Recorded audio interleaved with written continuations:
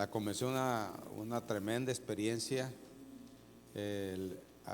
También supe que aquí ustedes la pasaron muy bien, así es que estamos bendecidos, estamos contentos por esa presencia de Dios en nuestras vidas que nos edifica y nos alienta, nos motiva cada día para seguir adelante en la obra del Señor y sobre todo viviendo el Evangelio. Así es que, hermanos, en esta hora pudiéramos platicar muchas experiencias, pero queremos ir a la palabra. ¿Mande? Sí. Nuestra hermana Nena nos acompaña el día de hoy, así es que agradecemos a Dios que le permitió a nuestra hermana venir y estar aquí. Así es que le seguimos invitando, ya sabes que esta es casa, ¿verdad? Es su casa y que pues le amamos, te amamos. Muy bien. A cada uno de ustedes, hermanos, sean bienvenidos al Señor. Como decía, vamos a ir a la palabra en este día y 8 días después de la resurrección hubo un acontecimiento muy importante y es el que nos vamos a enfocar nosotros en este día. Exactamente el primer día de la semana después de la resurrección. Este relato solamente lo escribe o lo da a conocer Juan.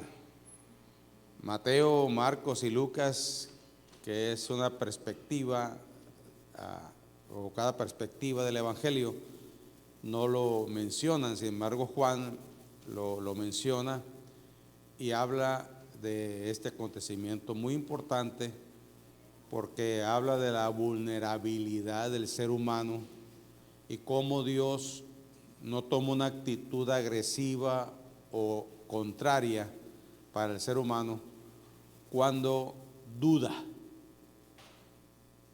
¿Tú dudas algo de Dios, hermano?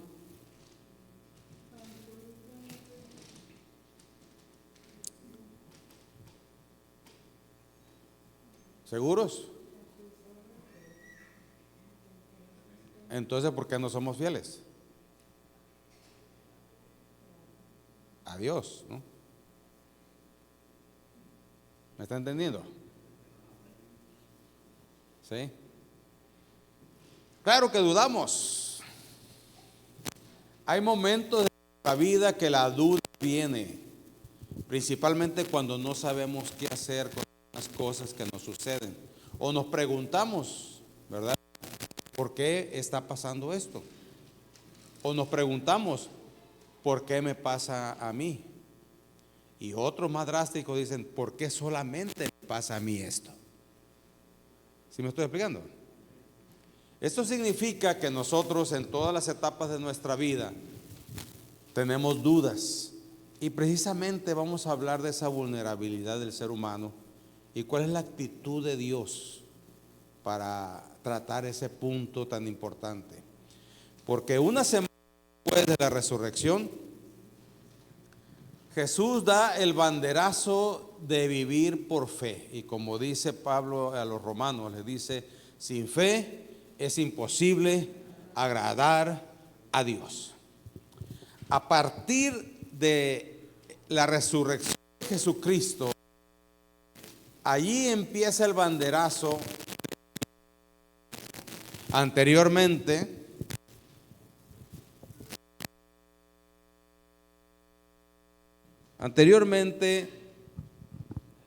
se vivía por obras.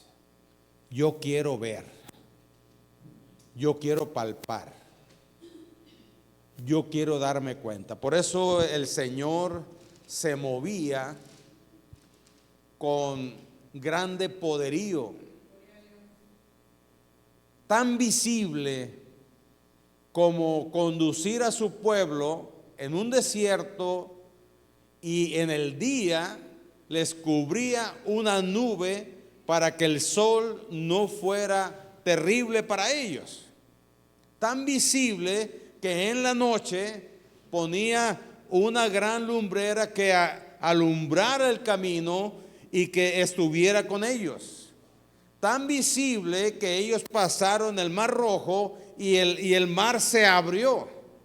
Tan visible que cuando ellos empezaron a buscar conquistar la tierra prometida, Dios los respaldó y las batallas eran victoria.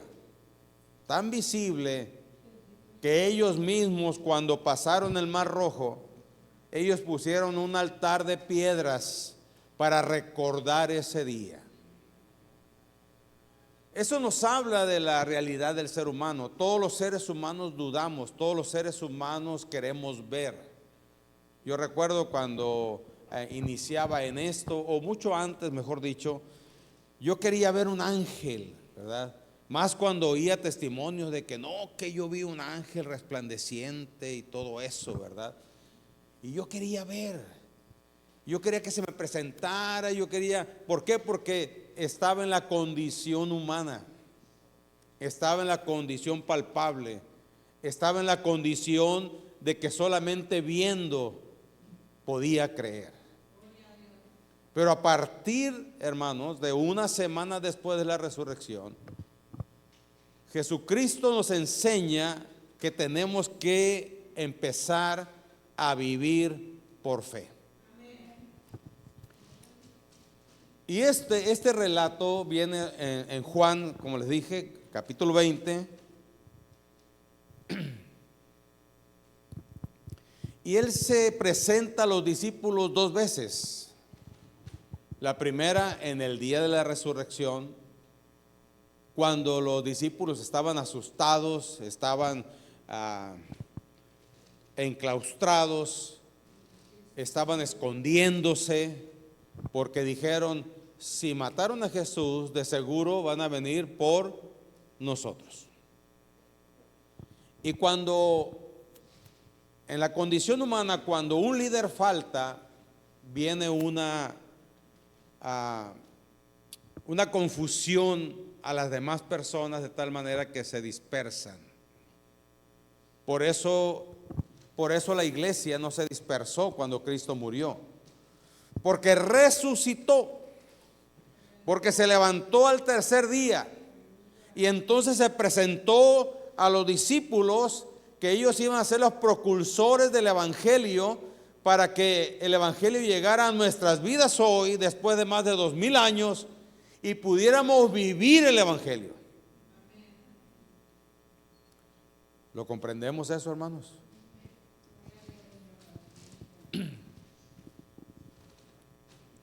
Quiero ir primero a la primera visita de Jesús a sus discípulos. Esto viene en Juan 20, del 19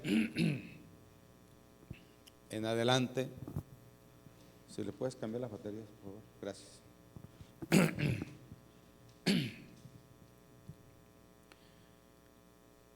Esta primera visita o esta primera aparición de Jesús a los discípulos lo narra Mateo, lo narra Marcos y lo narra Lucas y Juan, lógicamente aquí. Pero la segunda parte, que es el día de hoy, una semana después de la resurrección, solamente, como dije anteriormente, Juan lo menciona. Pero enfoquémonos a la primera visita de Jesús a sus discípulos. Cuando llegó la noche del día domingo pasado, de aquel mismo día, el primero de la semana, o sea el domingo, estando las puertas cerradas en el lugar donde los discípulos estaban reunidos por miedo de los judíos, vino Jesús y puesto en medio les dijo, paz a vosotros. Y cuando les hubo dicho esto, les mostró las manos y el costado, y los discípulos se regocijaron viendo al Señor. Fíjese qué interesante, aquí Juan narra algo que los demás no incluyeron. Sin que nadie le pidiera, él mismo mostró las manos y el costado para que se dieran cuenta que era Jesús. Porque recordemos que cuando Jesús va con algunos discípulos o con algunas personas, cuando va rumbo a Emaús, dice que no lo conocían, ¿sí? Entonces, cuando come con ellos, cuando llegan a un lugar y come con ellos y Jesús desaparece, ahí entendieron que quien había acompañado sus vidas había sido el Maestro, había sido Jesús. Y ellos dijeron: con razón nuestro corazón ardía, con razón nuestro corazón se sentía henchido, con razón nuestro corazón se sentía contento, alegre, bendecido.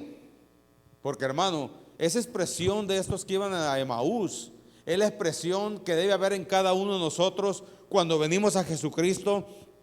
Porque cuando Jesucristo entra a nuestro corazón, nos toca profundamente y entonces viene un gozo y una alegría y un entendimiento de la presencia de Dios en nuestras vidas.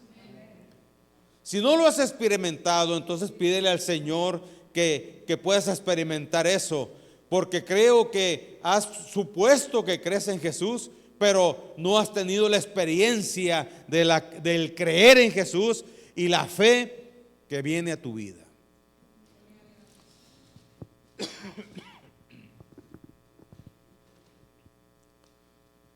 Si no lo pides, Dios no lo va a hacer. ¿Me escuchas? Es por eso que Dios te ha traído el día de hoy, para que entiendas que debe haber fe en medio de la duda. Qué contraste, ¿no? Fe en medio de la duda. Entonces Jesús se presenta esta primera vez por un motivo muy importante que a partir del versículo 21 hasta el 23 nos los dice. No solamente para mostrarles que era el Cristo resucitado, a pesar de que ellos ya lo habían visto allá, algunos lo habían visto en la resurrección, en la tumba, ¿verdad? Otros llegaron tarde, no alcanzaron a verlo, pero la mayoría de ellos ya lo había visto, ya había platicado con él. Principalmente las mujeres, María Magdalena y otras más. Pero aquí Jesús se presenta y el versículo 21 nos empieza a decir por qué motivo.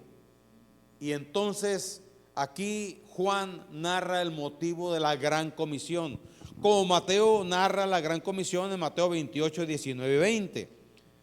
Mateo habla acerca de ir y hacer discípulos a todas las naciones, bautizándolos en el nombre del Padre, del Hijo y del Espíritu Santo, enseñándoles que guarden todas estas cosas que yo os he enseñado, y aquí estaré con vosotros todos los días hasta el fin del mundo.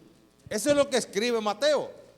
Pero mire qué interesante lo que escribe Juan, algo más profundo, algo más significativo. Y entonces dice, entonces Jesús le dijo otra vez: paz a vosotros. Como me envió el Padre, así también yo os envío. Mateo dice: id y hacer discípulos a todas las naciones. Aquí directamente Juan dice que así como el Padre envió a Jesucristo, así Él nos envía ¿a quiénes? A nosotros. ¿Sí? A nosotros. Dile: te envió Jesús. Dile a tu hermano: te envió Jesús.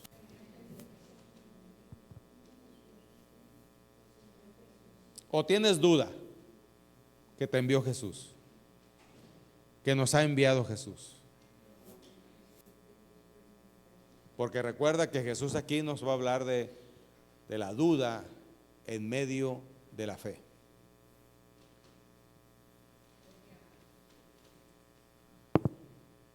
Verso 22. Y habiendo dicho esto, fíjese qué interesante, sopló y les dijo: recibid el Espíritu Santo. A quienes remitieres los pecados, les serán remitidos, y a quienes se los retuviereis, les son retenidos. Tú eres un embajador, porque también así nos dice la Biblia que somos embajadores del reino de Dios, que donde nosotros vamos, el reino de Dios va, y precisamente tú eres el agente, tú eres el embajador, tú eres el enviado de Jesucristo para llevar a las personas el evangelio, para llevar a las personas el reino de Dios. Y dice aquí que le sopló. Por eso muchos ministros al ministrar a las personas les soplan, ¿verdad? Pero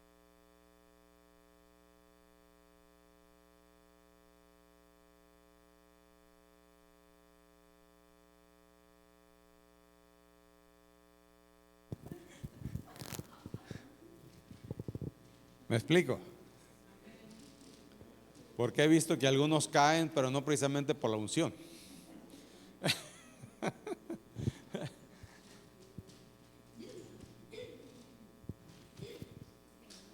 Gracias, hermano.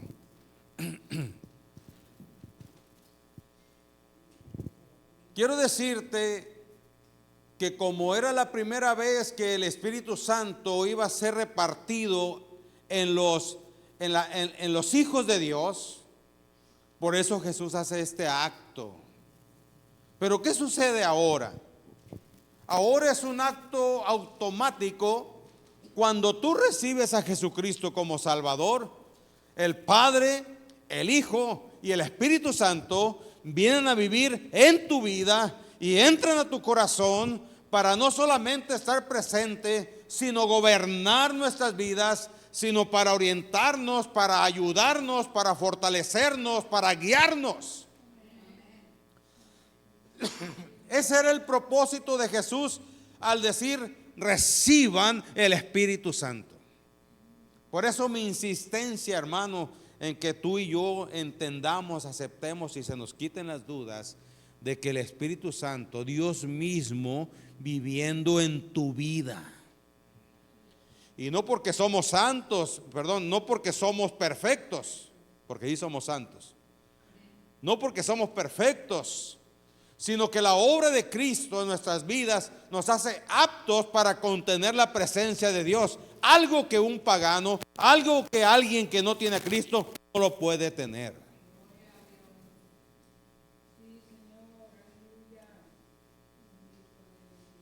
Conozco muchas buenas personas que de alguna forma han escuchado algo de Dios, pero se necesita que Cristo entre al corazón y empiece a gobernar nuestras vidas para poder ese Espíritu Santo venga, porque aparte de fortalecernos, de guiarnos, porque así Jesús les explicó cuando le preguntaron, ¿verdad?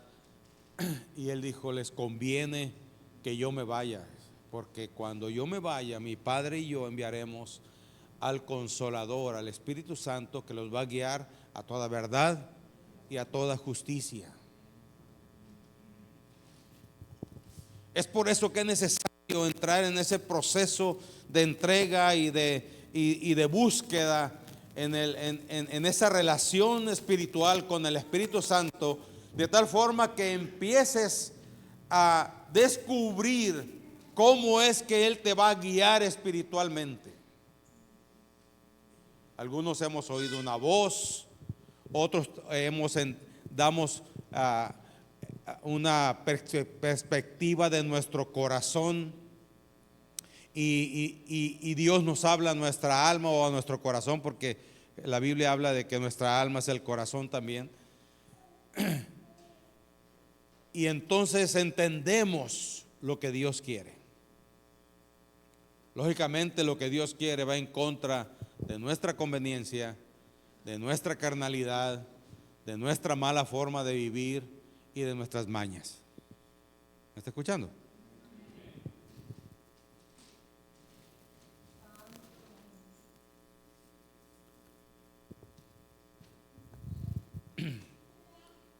Así es que dile a tu hermano: tú tienes al Espíritu Santo en tu vida.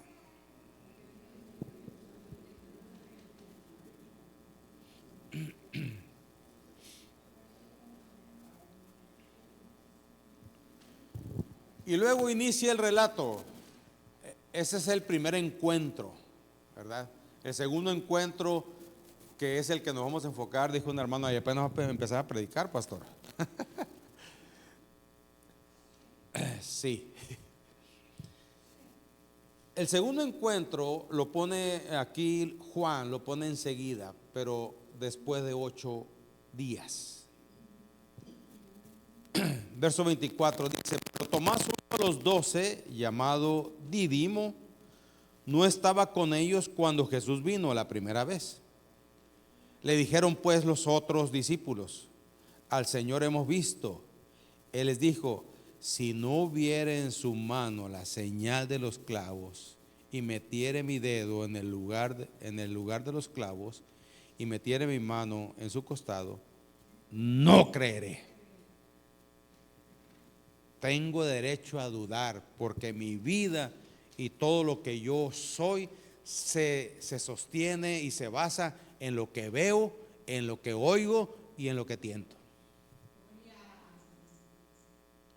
Y Dios quiere que salgamos de ahí, hermanos. Por eso está este pasaje bíblico aquí.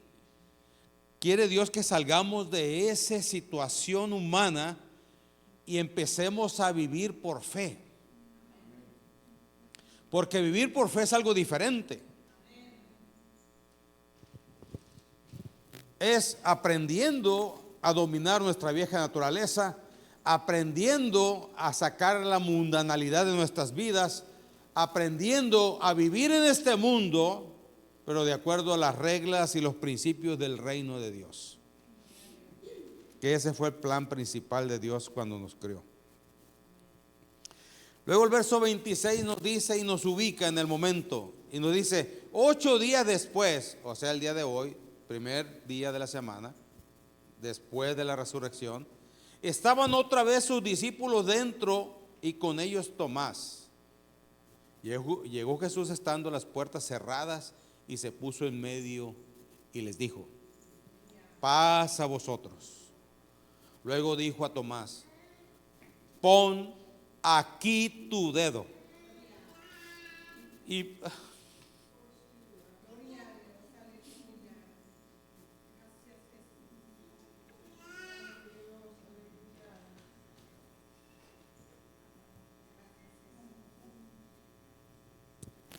disculpe, hermano.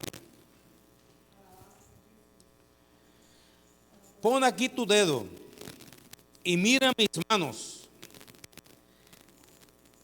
y acerca tu mano y métela en mi costado. Y no seas incrédulo, sino creyente. Y es lo que viene a decirte el Señor el día de hoy. Deja de ser incrédulo y sé creyente. Ya basta de lo natural, ya basta de lo que vemos, ya basta de lo que tocamos, ya basta.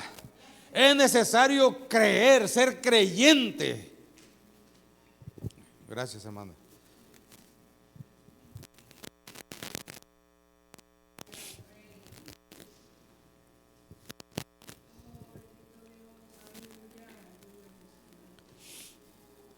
Entonces Tomás respondió y le dijo: Señor mío y Dios mío. Le reconoció. Ya no había duda. Ya no quería meter su dedo en sus manos, ni su mano en su costado. Lo entendía perfectamente bien, que estaba parado delante del Rey de Reyes y Señor y señores.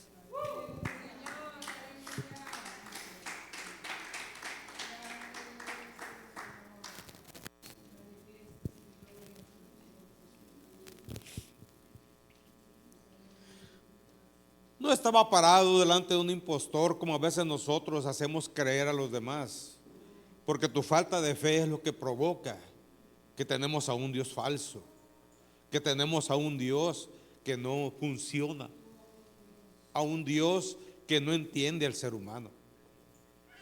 Pero no, hermanos, estamos equivocados. Dios nos entiende perfectamente bien. Y por eso no rechaza a Tomás, sino al contrario, le hace ver, le hace tocar, porque sabe perfectamente bien que esas características son características de un ser humano común y corriente. Pero a partir de que Cristo entró en nuestras vidas, hermanos, tú y yo no somos seres humanos comunes y corrientes. Somos seres humanos que ahora Cristo vive en nuestro corazón y el Espíritu Santo vive en nosotros. De tal forma que no podemos vivir siendo iguales.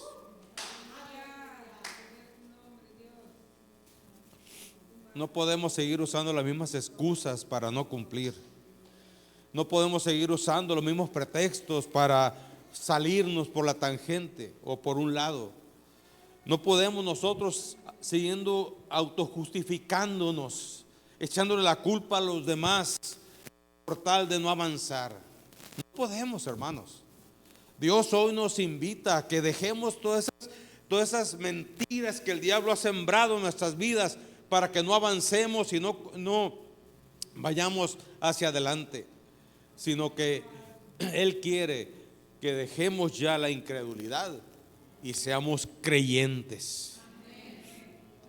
De ahí viene la palabra creyente. Por eso muchas personas o muchos hermanos usan esta palabra. ¿Tú eres creyente? ¿Tú eres creyente? De ahí lo sacaron.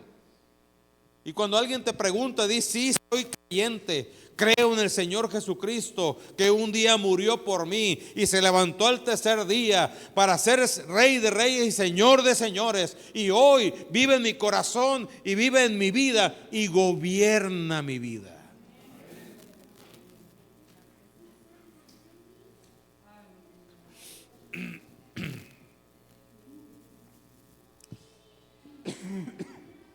Cuando Tomás reconoce a Jesús como su Señor, Jesús le hace un reclamo muy humano.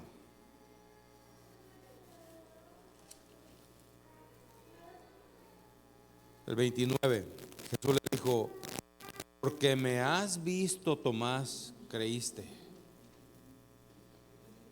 Y viene aquí el banderazo para vivir por fe. Bienaventurados los que no vieron y creyeron. Bienaventurados aquellos que dejaron de vivir solamente de la vista y del tocar y del experimentar mundana o físicamente, y ahora viven siendo tocados por el Espíritu Santo en sus vidas y siendo dirigidos para la gloria de Dios. Vivir por fe. Así es que en este relato, hermanos, tan hermoso, podemos descubrir algunos puntos, aparte de los que ya estuvimos viendo. Es de que yo puedo entender, o como de manera de conclusión, yo puedo entender que la fe puede coexistir con la duda. Ya lo dije anteriormente. Tomás representa a quienes necesitan evidencias. La mayoría de la gente que no conoce a Dios, que no conoce a Cristo, quiere evidencias. Quiere cosas palpables, cosas que pueda ver, cosas que pueda tocar.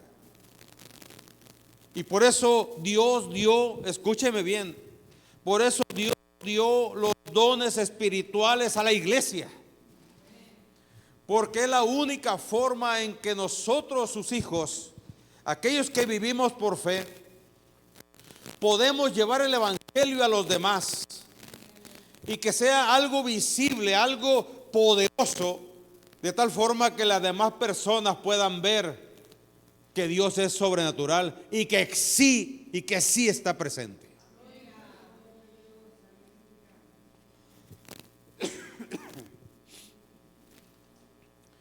Por eso cuando alguien nos dice: ¿quiere orar por mí? Claro que sí. Por eso cuando hay una petición de oración, pastor o hermano, ore, claro que sí. Porque sabemos que ahí está la forma en que una persona puede conocer el poder de Dios y puede doblegar sus rodillas y decir como Tomás: mi Señor, mi Rey. Te reconozco que realmente tú eres Dios. La Biblia, hermanos, no oculta su incredulidad, mostrando que la duda es parte del proceso hacia la fe más firme. La duda es el proceso para obtener una fe más firme, porque la duda te hace buscar, aparte de la necesidad. Aparte de la necesidad, la duda te hace buscar. Y cuando encuentras, te das cuenta de la realidad y entonces tu fe es fortalecido. Así es que si tú dudas, eres una persona que duda, es una gran oportunidad para que tú encuentres el poder de Dios. Todos aquellos que vivimos por fe, cuando nosotros vemos un problema, nosotros no lo vemos como un obstáculo. Nosotros lo vemos como una forma de que Dios se manifieste sobrenaturalmente. Y hacemos nuestra parte, lógicamente. Colaboramos con el reino. Y vemos el poder de Dios obrando en nosotros y a través inclusive de nosotros. Lo segundo que podemos aprender aquí es que Cristo se acerca al que duda. Jesús no rechaza a Tomás, como dije anteriormente, sino que se le aparece y le ofrece pruebas. Esto enseña que la fe no se construye en aislamiento, sino en el encuentro con Cristo. La fe no va a venir sola. La misma escritura dice que la fe viene por el oír la palabra de Dios. Porque la fe, el oír la palabra de Dios produce fe en las personas. Por eso el devocional que enviamos, y por cierto hemos tenido un periodo de descanso, vamos a llamarle así, ¿verdad? Porque terminamos el libro de Romanos y dije vamos a tener un stand-by o un pequeño receso. Y entonces, ¿verdad? Si el Señor lo permite, iniciamos este lunes, porque es necesario que la Escritura toque tu corazón. Es necesario que la palabra de Dios incremente tu fe. Es necesario que el Espíritu Santo te revele las cuestiones espirituales, los secretos de Dios, porque solamente dice la Escritura, el Espíritu va y escudriña el corazón, y el Espíritu Santo escudriña a Dios mismo. Y Él es el único que puede revelarte cosas de Dios.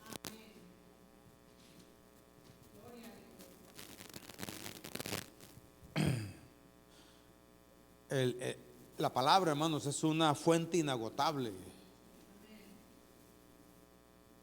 Yo he leído muchas veces la Biblia completa. Y a veces me encuentro textos bíblicos y digo, ¿y dónde estaba esto? ¿Dónde estaba? Sí, ya lo había leído y releído, pero es el Espíritu Santo revelando.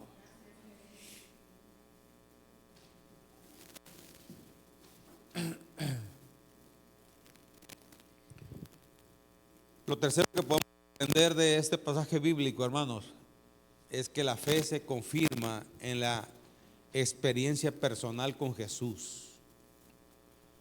Por eso cuando se hace una campaña, por eso cuando hacemos evangelismo por las calles, o le hablamos a una persona que conocemos o que nos toca de casualidad platicar con ella y le hablamos de Jesucristo,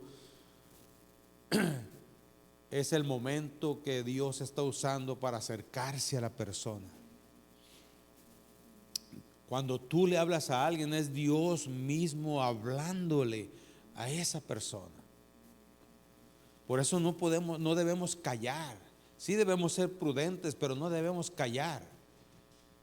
Debemos ser entendidos también, pero eso lo da el Espíritu Santo. Pero hay algunos que nos apasionamos tanto, ¿verdad?, que nos equivocamos, como hemos visto a veces. He conocido, por ejemplo, empresas que si es cristiano, luego cuestionan, ¿verdad? Pero si vas a trabajar, no vas a predicarles.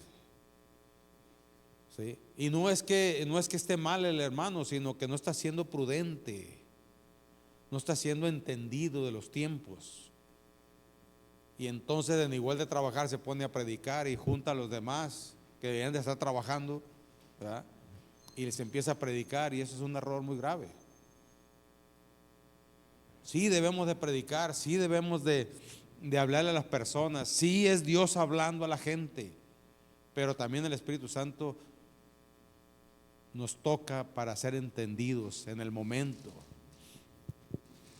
Yo cuando llego a un lugar, no llego diciéndoles, acepten a Cristo. ¿Verdad? Yo llego, me siento, observo, veo cómo está la situación, ¿verdad?, y espero que Dios me indique a quién acercarme, o Dios pone, ¿verdad?, viene alguien y me pregunta algo, y ese es el punto para iniciar. Y tenemos que entender esto, porque hay muchas personas que no tienen el interés o la fe suficiente, o hay demasiados prejuicios en sus vidas que creen, ¿verdad?, que el evangelio les va a hacer un daño, o como han visto a extremos en algunos, piensan que ya todos estamos igual. Y no es así, hermanos, no es así. Necesitamos ser entendidos en esto. Así es que una experiencia personal con Jesús es la única forma en que Dios podemos ser tocados y transformados, y nuestra vida puede ser transformada,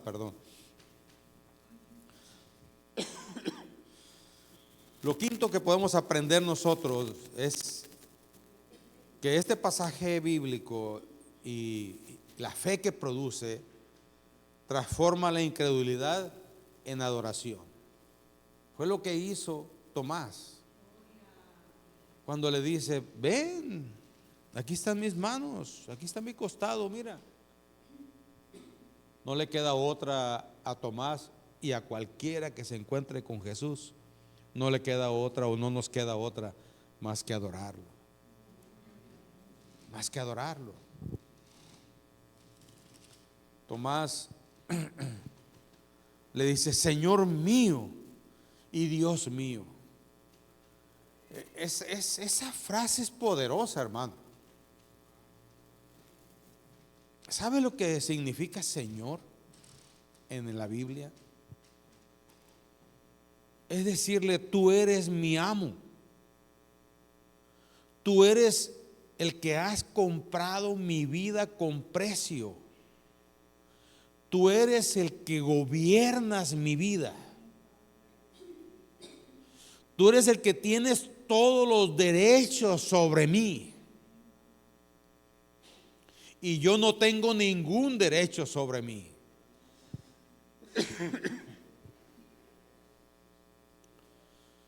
Pablo, cuando escribe a las diferentes cartas que envió, dice Pablo, algunas traducciones le ponen apóstol de Jesucristo, pero cuando Pablo escribía, decía Pablo, siervo o esclavo. La palabra en griego es esclavo. Hay otras traducciones que le ponen siervo, ¿sí? Pero la palabra correcta que viene allí en el original griego es esclavo, doulos. Y ser esclavo, hermanos, es reconocer a un Señor y que Él tiene toda autoridad y poder sobre nuestra vida, y que nosotros ya no tenemos ni opinión, ya no tenemos ninguna justificación, no tenemos ninguna texto decirle, porque Él tiene toda autoridad, toda potestad, es dueño de nosotros. Un esclavo, hermanos, no tenía derecho de decir, sí te voy a obedecer, pero todavía no son las 8 de la mañana.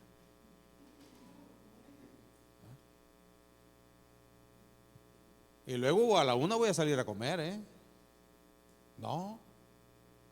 Un esclavo tenía que obedecer y hacer lo que su amo le decía, a la hora que decía, en las condiciones que él decía. No podía protestar y que, no, es que yo no creo en ti, porque no. Lo que el amo le decía al esclavo, eso hacía a la hora, el momento y las circunstancias que el amo le decía. Por eso también está otra parte bíblica que nos habla de esto. Dice que Jesús mismo da esa parábola y dice que un empresario o una persona que contrataba personal va por la mañana a donde están los trabajadores y les dice, ando buscando trabajadores que quieran trabajar en mi viñedo, en mi obra. Y vienen algunos, ¿verdad? Y les da trabajo. Y les dice, te voy a dar, ¿cuánto le dice? Un denario. Y aceptaron y fueron a trabajar. Luego a media mañana, otra vez se da cuenta que es necesario más trabajadores. Y va otra vez al lugar y vuelve a contratar a otros. Y les dice, te voy a dar un denario. Y luego a mediodía, o pasando al mediodía, otra vez va porque se da cuenta que es mucho el trabajo que hay que hacer. Y entonces va otra vez. Y vuelve a contratar. Y luego otra vez a lo último, que me encantó el sermón de nuestro hermano Luis Demetrio, porque habló precisamente de los últimos que somos nosotros. Y nos paga, que nos pague igual que a los demás, ¿verdad? Y entonces en la tarde dice que va este contratante y contrata a otros y le dice, te voy a pagar un denario. A la hora de la paga estaban todos juntos, ¿verdad? Y los de la mañana se dan cuenta que les pagó a todos igual. Y lógicamente algunos sintieron que era injusto, ¿verdad? Y fueron con él. Y le dijeron, ¿cómo es posible que a los que trabajaron poquitas horas le estés pagando a nosotros que nos hemos matado todo el día? Como diríamos algunos, ¿verdad? Y Jesús fue claro y le dijo, ¿cuánto te dije que te iba a pagar? Un denario. ¿Y cuánto te di? Un denario. Entonces, lo que te prometí, te lo di. Pero es que, bueno, ¿y tú qué? Yo soy el dueño. Tú no tienes opinión aquí. Y muchos de nosotros queremos opinar. Muchos de nosotros queremos poner reglas por fuera de la escritura. Muchos de nosotros queremos gobernar. E inclusive queremos levantar un sindicato.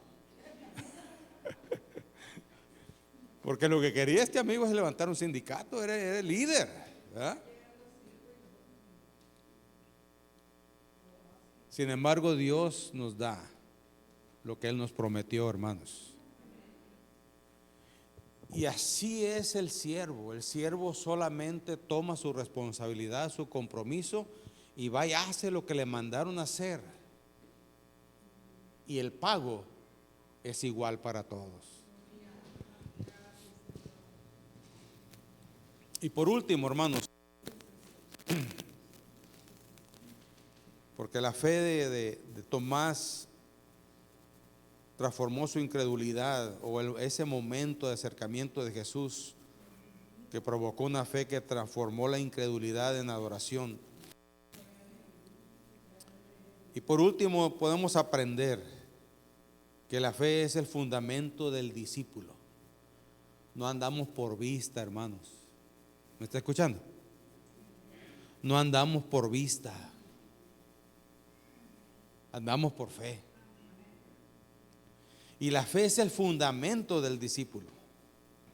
Este episodio tan interesante nos prepara a nosotros los discípulos para la misión que tenemos que cumplir, que es anunciar el Cristo resucitado, que muchos no lo verán físicamente, pero en el que sí pueden creer.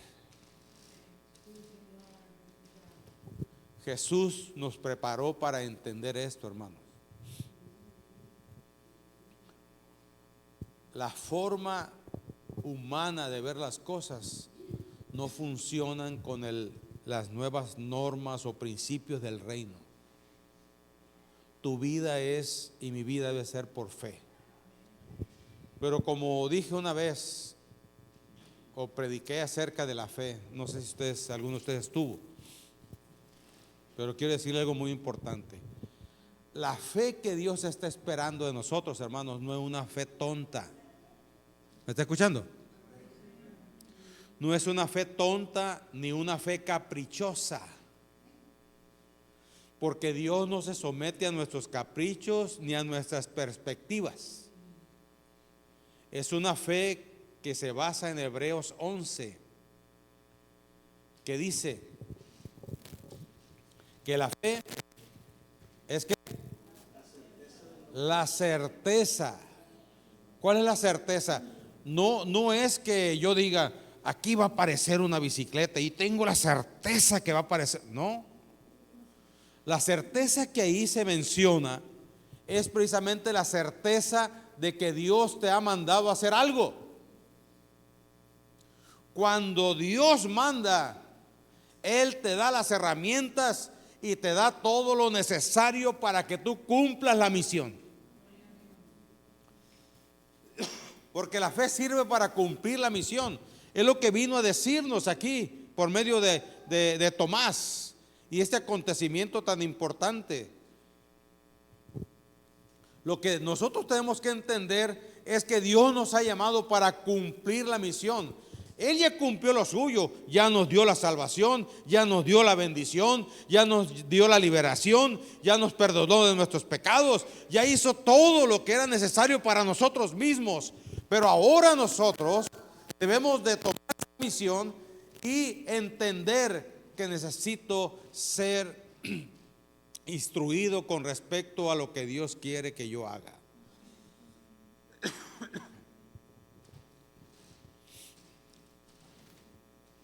Y la otra parte de este concepto de fe que viene en Hebreos, aparte de que es la certeza, y luego dice, ¿qué más? Y la convicción. ¿Acaso la convicción es un sentimiento humano? No, hermanos, sino es la confianza que nosotros debemos depositar en sus promesas de su palabra. Porque ciertamente dice la Escritura que Dios concede las peticiones de mi corazón cuando se alinean a su voluntad. ¿Sí? Pero Él no está para cumplir caprichos personales. ¿Me está escuchando? Estamos hablando de fe. Porque por más que yo odie a alguien y por más que diga, Señor, que destruye a fulano de tal, Señor, y por fe lo veo y por fe, no, hermanos, Dios no me va a hacer caso. Pero si yo me alineo a la voluntad de Dios y tomo una de sus promesas y la hago mía, entonces el milagro sucede. Porque Dios sí está comprometido con su palabra. Porque Dios sí está comprometido con lo que Él ha prometido. Yo no puedo llegar a decirle a Él, ¿verdad? Que Dios no me da la oportunidad de reclamarle algo que Él prometió y que no lo ha cumplido. Porque precisamente la fe se expresa en la espera también. A veces hay que saber esperar. Y hay veces que suceden cosas instantáneas. Dios ha hecho muchos milagros en mi vida personal y me ha usado también para muchos milagros. Una vez estábamos en una escuela dominical hablando precisamente de la fe y de cómo Dios obra. Y una señora que tenía un tumor en su pecho, ¿verdad? Empezó con un escándalo y con una alegría y pasó eso y tuvimos que parar la clase porque solamente decía desapareció, pues ¿a quién levantaron? Dije yo, ¿cómo está la cosa? ¿No? Pero resulta que ella tenía una bola, un cáncer en su pecho. Y ahí Dios la sanó instantáneamente y esa bola desapareció.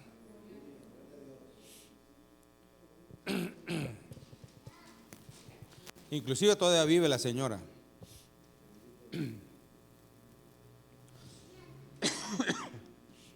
Entonces, hermanos, la fe es el fundamento del discípulo. Dios nos ha llevado a que podamos entender esto y Él nos entiende. Cuando tú dudas, es cuando Dios más se acerca. Porque Él quiere mostrarse a tu vida, pero tienes que estar disponible. A veces creemos que Dios toma actitudes como los seres humanos, ¿verdad? Que alguien duda de nosotros y como que lo despreciamos. Tú, hazte para allá. No, hermanos, aquí Dios nos enseña que está interesado en cada uno de nosotros.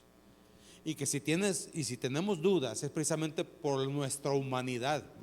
Y lo que Él quiere es transportarnos de nuestra humanidad a vivir por fe, vivir de lo que no se ve, vivir de aquello que viene en su palabra y que es una realidad, porque sí es visible, no se ve, pero sí es visible.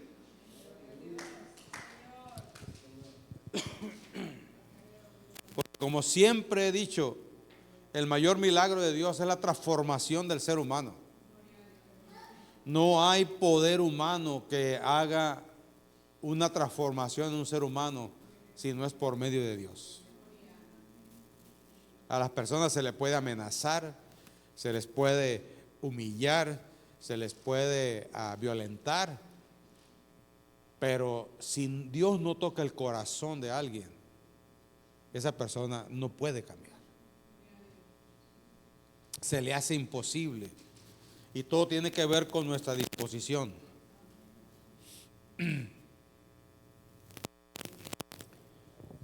Así es que, hermanos, este pasaje nos enseña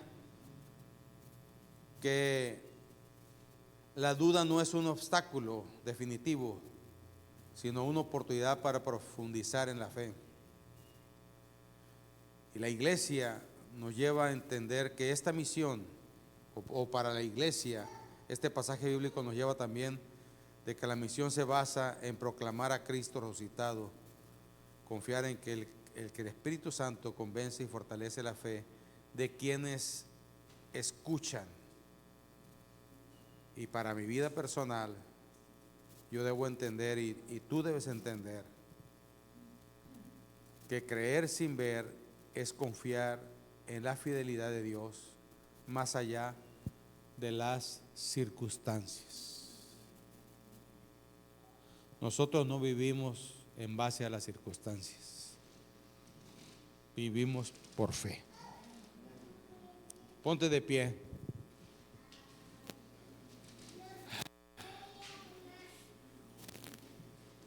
Hay un himno, se me fue el nombre, de los que pusiste, creo que fue el antepenúltimo.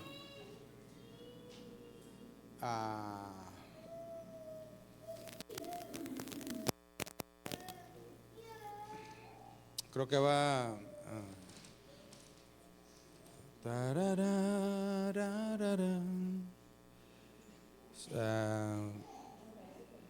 Mande. Sí, gracias. ¿Cómo se llama? Cantaré de tu amor. Vamos a cantarlo a lo último. Señor, en esta hora estamos delante de tu presencia. Tu palabra nos ha enseñado, Señor, que un día como hoy te hiciste presente a tus discípulos, a tus hijos, como te has hecho presente en este lugar, Señor, en esta hora. Y nos retas a que pasemos de lo secular, a que pasemos de lo visible, a que pasemos de lo palpable a vivir por fe, Señor. Que pasemos de incredulidad a ser creyentes. Y nosotros hacemos un compromiso hoy, Señor, porque podemos ver por medio de tu Espíritu en nuestras vidas que tu obra se ha hecho en nosotros, y podemos entender que fue cierto que tus manos fueron marcadas por los clavos y que tu costado fue marcado por la lanza, Señor. Y que hoy nosotros vivimos, que hoy nosotros estamos, Señor, bien entendidos que eres nuestro Señor y nuestro Dios, el que nos compraste, el que diste un gran precio con tu vida, Señor, para comprarnos.